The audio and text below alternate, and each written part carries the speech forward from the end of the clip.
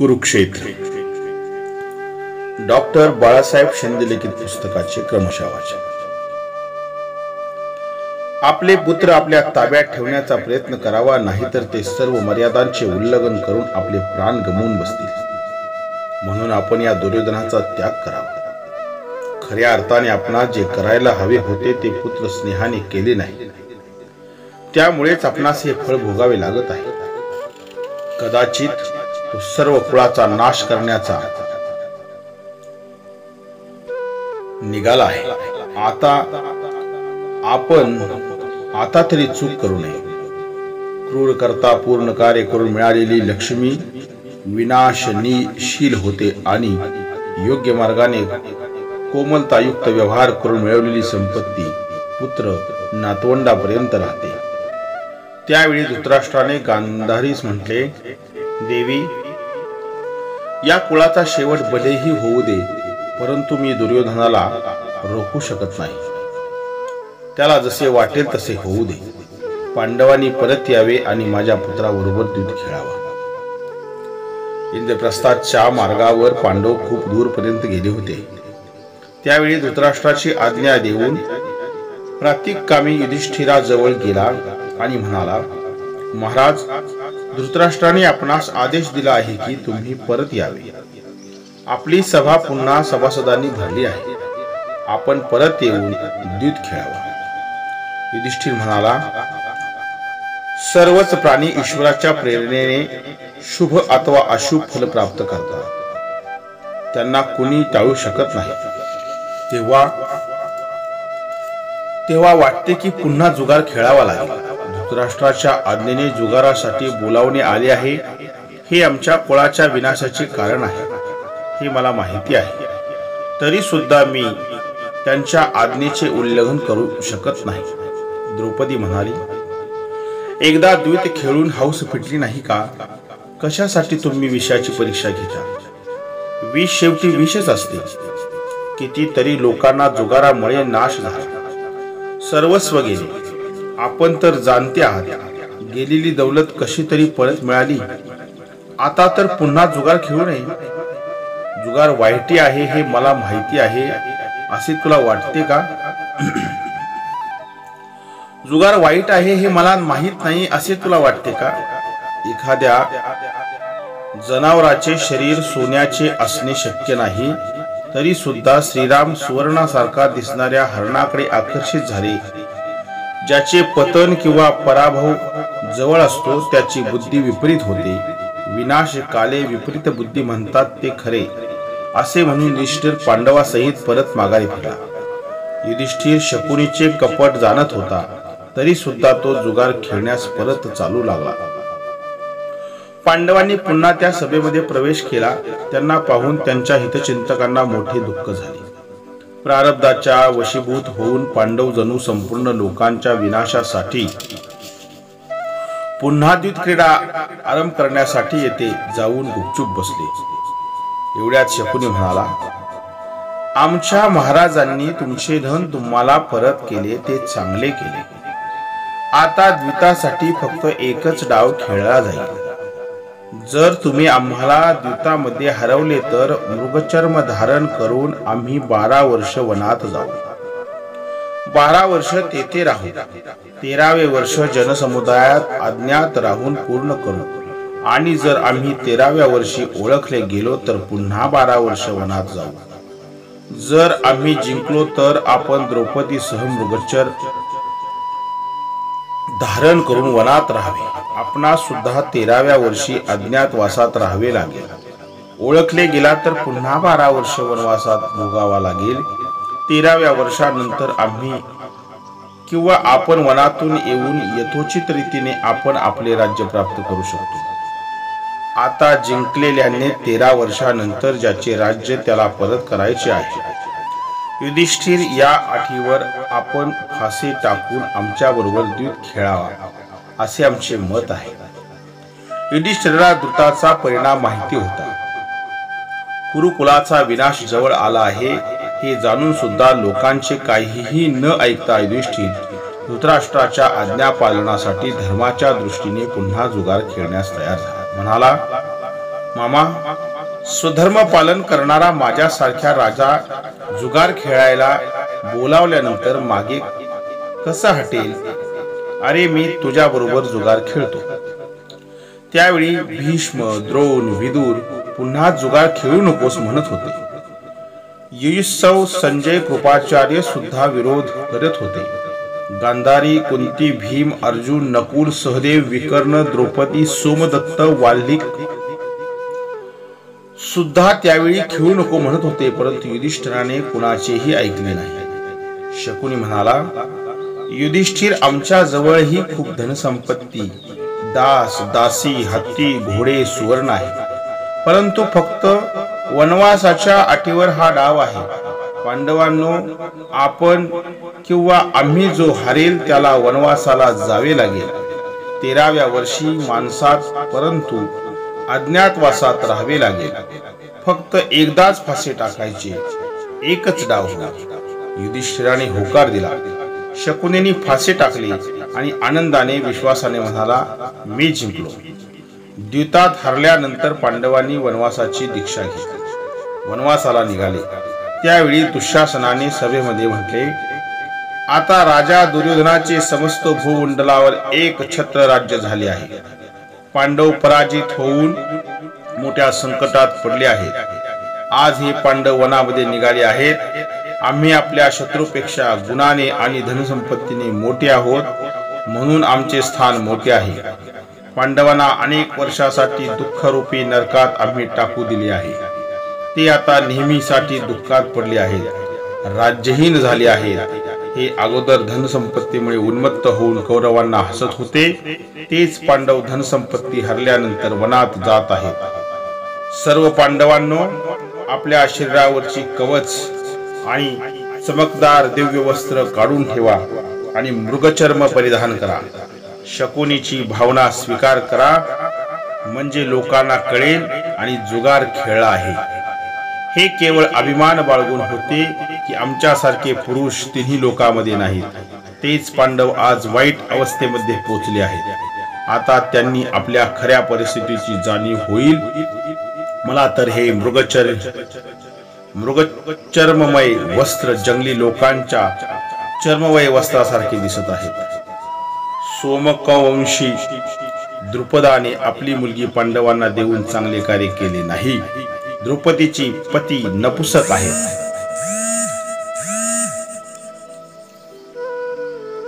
द्रौपदी हे सुंदर कपडे परिधान करणारे पांडव वनामध्ये निर्धन, अप्रतिष्ठित आणि मृगचर्य परिधान केलेले पाहून तुला आनंद वाटेल का? आता तुला जो आवडेल त्या दुसऱ्या पुरुषाला आपला पती कर.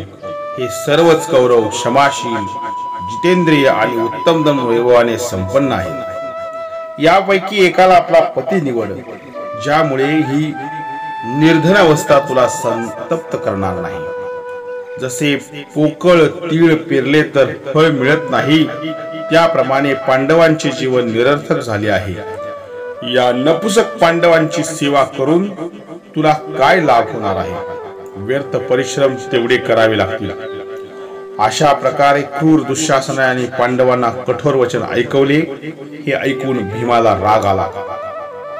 त्याने दुःशासनाला थांबवले, म्हणाला, क्रूर आणि नीच दुःशासन, तू पापी माणसासारखा क्षुद्र गोष्टी बोलतो आहेस. अरे तुला आपल्या बाहुबलाने नाही तर शकुनीच्या कपट विद्येच्या प्रभावामुळे स्वतःची बडाही करतो आहेस. वचनरूपी बाणाने आमचे मर्मस्थान विदर्णीय करतो आहेस, परंतु युद्धामध्ये स्वतःच्या बाहुबलाने मी तुझी छाती फोडीन. त्यावेळी तू म्हणालेल्या सर्व शब्दाची तुला आठवण करून देईन. आता जे लोक क्रोध आणि लोभामुळे तुमचे रक्षण आहोत, त्यांना त्यावेळी यमलोकी पाठवीन. भीमाचे हे शब्द ऐकून निर्लज्ज दुःशासन कौरवामध्ये भीमाची चेष्टा करण्यासाठी गो गो म्हणून नाचू लागला. त्यावेळी भीम त्याला मारण्यासाठी धावला. भीमाला युधिष्ठिराने अडवले. त्यावेळी भीम म्हणाला, क्रूर दुःशासन, केवळ तुझ्या तोंडातून असलेले शब्द येऊ शकतात. तुझ्या शिवाय दुसरा कोण आहे जो दुसऱ्याचे धन कपटाने प्राप्त करून आपलीच प्रशंसा करेल. एक ध्यानात ठेव, जर मी युद्धामध्ये तुझी छाती फोडून तुझे रक्त पिलो नाही तर मला पुण्य लोकाची प्राप्ती होणार नाही. तो क्षण आता जवळ येऊ लागला आहे. मी सर्वच कौरवांचा वध करून शांती प्राप्त करेन. त्यावेळी पांडव सभा भवनातून निघाले. त्यावेळी मंदबुद्धी दुर्योधन सिंहाप्रमाणे चालणाऱ्या भीमाकडे पाहून त्याची चेष्टा करण्याच्या उद्देशाने त्याच्या चालीची नक्कल करू लागला. हे पाहून भीमाने अर्धे शरीर वळवून मागे पाहिले, म्हणाला, अरे मूर्ख, केवळ दुःशासनाच्या रक्तपानामुळे माझे कर्तव्य संपणार नाही. तुला सुद्धा तुझ्या संबंधी लोकांबरोबर यमलोकी पाठवून तुझ्या या चेष्टेचे उत्तर देईन. अर्जुन म्हणाला, सज्जन पुरुषाची जे करण्याची इच्छा आहे ते तोंडाने बोलून दाखवित नाही, परंतु आजपासून 14 वर्षांनी जे घडेल ते आपण स्वतःच पाहू. कौरव आमचे फक्त द्वेषच पाहतात. आमचे दुःख पाहून जो आनंदित होतो, कौरवांना चुकीचा वाईट सल्ला देतो आणि विनाश कारण बडाई मारतो, त्या कर्णाला आणि त्यांच्या विचाराने चालणाऱ्यांना युद्धात मी अवश्य मारेन. एवढेच नाही तर दुसरेही राजे जे बुद्धिभ्रमामुळे जे आपल्या शत्रू पक्षाला जाऊन मिळून आपणाशी युद्ध करतील त्यांनाही यमलोकी पाठवीन. जर 14व्या वर्षी दुर्योधन आमचे राज्य आम्हाला परत देणार नसेल तर हे बोललो ते सर्व सत्य होईल. अर्जुनाच्या या बोलण्यानंतर क्रोधित झालेला सहदेव म्हणाला, अरे शकुनी, ज्याला तू फासे म्हणतोस ते फासे नसून ते आमच्यावर बाण चालवले आहेत. तुला तुझ्या वचनासाठी जे करायचे ते कर, मी तुला अवश्य ठार करेन. त्यानंतर नकुल म्हणाला, ज्या धृतराष्ट्र पुत्रांनी भर सभेमध्ये द्रौपदीला जे कठोर वचन ऐकवले त्या दुराचारी कौरवांना मी यमलोकी पाठवीन. द्रौपदीच्या अपमानाचा बदला घेण्यासाठी मी धृतराष्ट्र पुत्रांना ठार मारीन. अशा प्रकारे प्रतिज्ञा करून पांडव धृतराष्ट्राकडे गेले. युधिष्ठिर म्हणाला, आम्ही पितामह भीष्म, राजा सोमदत्त, वाल्मिक, द्रोण, कृपाचार्य, अश्वत्थामा, विदुर यांना विचारून आणि आज्ञा घेऊन वनवासाला निघून जातो, परंतु परत आल्यानंतर आपण सर्वांचे दर्शन करू. युधिष्ठिर असे म्हणल्यानंतर कौरव लाजेने चूर झाले, काही बोलले नाहीत. विदुर म्हणाले, कुंती कुमारांनो, कुंती वनामध्ये जाण्या लायक नाही. ती कोमल शरीराची आणि वृद्ध आहे. आता सुख आणि आरामाची तिला गरज आहे, तेव्हा ती माझ्या घरामध्ये सत्कारपूर्वक राहील. आपण सर्व वनात आरोग्यपूर्वक आणि सुखात राहा. युधिष्ठिर म्हणाला, ठीक आहे, आपण पितातुल्य आहात. आम्ही सर्वजण आपणास शरण आलो आहे. आपण जशी आज्ञा द्याल ती आम्हास मान्य आहे. विदुर म्हणाले, अधर्माने पराजित झालेला कोणीही पुरुष आपल्या पराजयाने दुःखी होत नाही. युधिष्ठिर, तू धर्माचा जाणकार आहेस. भीम शक्तिशाली आहे, अर्जुन पराक्रमी आहे, नकुल आणि सहदेव तुझे सहकारी आहेत. सहदेव संयमी आहे, धौम्य मुनी ब्रह्मवेत्तामध्ये शिरोमणी आहेत. द्रौपदी धर्मपरायण आहे. तुम्ही सर्व लोक एक दुसऱ्यांना प्रिय आहात. तुम्हाला पाहून सर्वांना प्रसन्न वाटते. शत्रू तुमच्यामध्ये भेट किंवा फूट पाडू शकत नाही. युधिष्ठिर, तुझा हा क्षमाशीलतेचे नियम सर्व प्रकारे कल्याणकारी आहे. इंद्रा समान पराक्रमी शत्रू सुद्धा याचा सामना करू शकत नाही. तुमचे आरोग्य उत्तम राहो. वनातून परत आल्यानंतर मी तुम्हाला पुन्हा पाहीन. संकट काळामध्ये धर्म आणि आर्थिक संकट उपस्थित झाल्यानंतर किंवा सर्व कामामध्ये वेळोवेळी आपल्या कर्तव्याचे पालन करावे. तुमचे अगोदरचे दोष कुणी जाणणार नाही याचा प्रयत्न करा. तुमचे कल्याण होईल. विदुरजींचा उपदेश ऐकल्यानंतर युधिष्ठिर, भीम आणि द्रोण यांना नमस्कार करून तेथून निघाला. युधिष्ठिराचे तेथून प्रस्थान झाल्यानंतर द्रौपदी कुंतीजवळ गेली आणि अत्यंत दुःखी होऊन वनात जाण्याची परवानगी मागितली. तेथे दुसऱ्या स्त्रिया बसल्या होत्या, त्यांना वंदनही केले. ती सर्वांना भेटली. ती वनात जायला निघाली तेव्हा पांडवांच्या अंतपुरामध्ये महान आर्तनाद होऊ लागला. द्रौपदी वनास जायला निघाल्यानंतर कुंती संतप्त झाली आणि शोकाकुल होऊन म्हणाली, मुली, हे महान संकट आपल्यावर ओढवले आहे. तू धीर धर, मन कठोर कर, शोक करू नकोस. तू स्त्री धर्म जाणतेस, तू शील आणि सदाचाराचे पालन करणारी आहेस. त्यामुळे पतीसाठी काय कर्तव्य आहे हे तुला सांगण्याची गरज नाही. तू सद्गुण संपन्न आहेस. तू पती आणि पिता दोघांच्याही कुळाची शोभा वाढवावी. हे कौरव तुझ्या क्रोधाग्नीने जळून भस्म झाले नाहीत, हे त्यांचे भाग्य आहे. जा, तुमचा मार्ग विघ्न बाधा विरहित असावा. तुमच्या अभ्युदय यासाठी मी चिंतन करते. जी गोष्ट अवश्य होणारच आहे ती झाल्यानंतर साध्वी स्त्रीच्या मनामध्ये व्याकुळता होत नाही. तुझे आपल्या श्रेष्ठ धर्मामुळे कल्याण होईल. द्रौपदी वनात जाताना प्रिय पुत्र सहदेवाची सतत काळजी घे. त्यामुळे एखाद्या मोठ्या आपत्तीत पडलेला सहदेव दुःखी होणार नाही. कुंतीने हे म्हटल्याबरोबर द्रौपदी रडत रडत ठीक आहे म्हणाली. त्यावेळी तिच्या शरीरावर एकच वस्त्र होते. त्याचाही काही भाग रजामुळे खराब झाला होता. तिच्या डोक्यावरचे केस विस्कटले होते. अशा अवस्थेत ती अंतपुरातून बाहेर आली. रडत रडत चाललेल्या द्रौपदीच्या मागे मागे कुंतीही दुःखी व्याकुळ होऊन लांबपर्यंत गेली. तिने आपल्या सर्व पुत्रांना पाहिले. त्यांचे वस्त्र आणि आभूषण काढून घेतले होते. मृगचर्माचे अंग झाकले होते. आनंदाने युक्त शत्रूंनी त्यांना घेरले होते आणि हितचिंतक आणि सहृदयी त्यांच्यासाठी शोक करत होते. त्यावेळी कुंती त्यांच्या जवळ पोहोचली. पांडवांना हृदयाशी कवटाळली. ढसाढसा रडायला लागली आणि म्हणाली, मुलांनो, तुम्ही उत्तम धर्माचे पालन करणारे आणि सदाचाराच्या मर्यादेने विभूषित आहात. भगवंतांचे सदैव भक्त आणि ईश्वर साधनेमध्ये तत्पर आहात. तरी सुद्धा संकटाचा डोंगर तुमच्या वर कोसळला आहे. ईश्वराचे हे कसले विपरीत विधान आहे. माते, नशिबातील कुणाला ओळखता येते का? युधिष्ठिर म्हणाला. कुणाची नजर लागली आणि तुमच्यावर हे महान दुःख आले आहे, मला तर काही सुचत नाही. कुंती म्हणाली. माते, नशिबातील चुकून म्हटले तरी चुकत नाही. आता शोक आवरायला हवा. युधिष्ठिर म्हणाला, कदाचित हा माझ्याच नशिबाचा दोष असणार आहे. कारण तुम्ही तर उत्तम गुणांनी युक्त आहात. मला तर वाटते अत्यंत दुःख आणि कष्ट भोगण्यासाठी मी तुम्हाला जन्म घातले आहे. अशा प्रिय संपत्तीपासून वंचित होऊन तुम्ही वनातील दुर्गम स्थानामध्ये कसे राहू शकाल?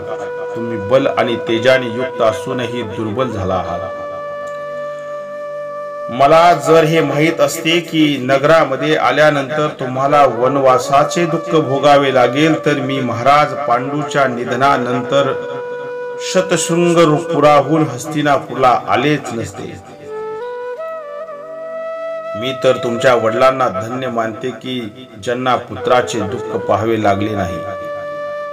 त्यांच्या बरोबर माद्रीलाही मी धन्य मानते. तिने सुद्धा प्रेम, उत्तम बुद्धी आणि सद्व्यवहार द्वारा मला जीवित राहण्यास प्रेरित केले, विवश केले. मला आणि माझ्या जीवनाविषयी माझ्या आसक्तीला धिक्कार आहे, ज्यामुळे मला हे महान दुःख भोगावे लागले आहे. मुलांनो, तुम्ही सदाचार्याने माझ्यासाठी प्राणापेक्षाही प्रिय आहात. मी मोठ्या कष्टाने तुम्हाला प्राप्त केले आहे, म्हणून तुम्हाला सोडून वेगळी राहू शकत नाही. मी सुद्धा तुमच्या बरोबर वनात येते. द्रौपदी, तू का मला सोडून जातेस? श्रीकृष्ण, तू कुठे आहेस? मला आणि पांडवांना या दुःखापासून का वाचवित नाहीस? तो मनुष्य तुझे स्मरण करतो, त्याला तू संकटापासून वाचवतोस असे म्हणतात, मग आम्हाला संकटापासून का वाचवत नाहीस? माझे पुत्र, उत्तम धर्म, महात्मा पुरुषांचे शील स्वभाव यश आणि पराक्रमाचे अनुसरण करणारे आहेत म्हणून त्यांचे कष्ट दूर कर, त्यांच्यावर दया कर. भीष्म, द्रोण, कृपाचार्य वगैरे कुलरक्षक असतानाही आमच्यावर हा विपत्ती का आली? हे महाराज पांडू, आता आपण कोठे आहात? आज तुमच्या पुत्रांना शत्रूंनी जुगारात जिंकून वनवास दिला आहे. तुम्ही सुद्धा का त्यांची उपेक्षा करता?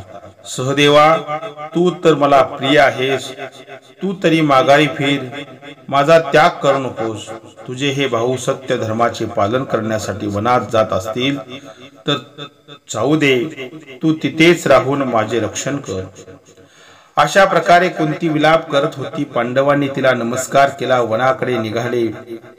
विदुरजींनी कुंतीला समजावून आपल्या घरी नेले. युधिष्ठिर पांडवासहित रस्त्यावरून जात होता. नगरवासियांनी दुःखी झाले. त्यांना पाहण्यासाठी महालावर, घरावर, मंदिरावर आणि वृक्षावर चढले. सर्वजण उदास होऊन त्यांना पाहू लागले. त्यावेळी रस्त्यावर प्रचंड गर्दी होती. त्यावर चालणे कठीण होते. क्रमशः वाचन ऐकण्यासाठी चॅनल सबस्क्राईब करा आणि बेल आयकॉन दाबा. रामकृष्ण हरी.